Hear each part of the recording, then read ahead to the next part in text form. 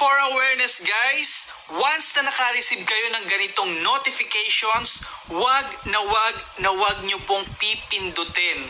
At malaki po ang posibilidad na ma-hack po ang account ninyo. Ito po siya guys, tandaan nyo po yan. Yang ganyang notifications. We've removed your page, PJ Katapang Vlogs, because it doesn't follow our community standards. Learn more. And then yung isa pa po, PJ Katapang Vlogs has been unpublished. Siya po yung kaibigan ko po sa Italy at kani-kanina lang po niya na-experience yan guys. Kaya wag na wag niyo pong pipindutin once na naka-receive po kayo ng ganyan. Panoorin po natin. At dahil akala ni PJ na si Facebook ang nagpadala ng notifications, ay ini-open niya ito. At eto nga bumungad sa kanya. Page has been suspended. At eto pa, we have removed your page from Facebook. What happened? Your appeal was reviewed and we confirmed that your page goes against our community standards for misrepresentation. By this time ay hindi pa siya nagsasend ng appeal for review. Dito pa lang ay nakakaduda na po. At eto pa, what you can do.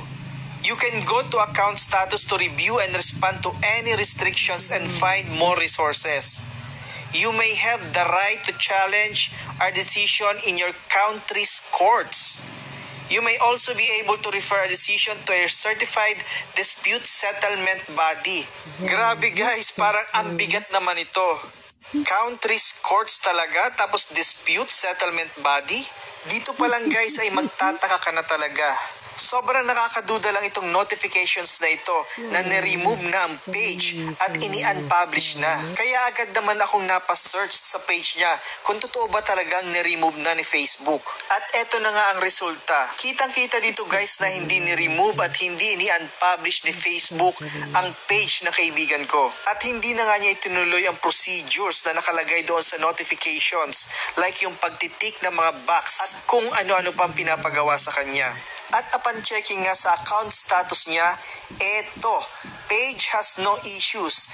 Page is recommendable, eligible to monetize. Napakalinaw guys na walang issue ang kanyang page. Buti na lang talaga at hindi niya itinuloy ang kaduda-dudang procedure ng notifications na yon. Kaya guys, maging vigilant po tayo sa mga natatanggap nating notifications.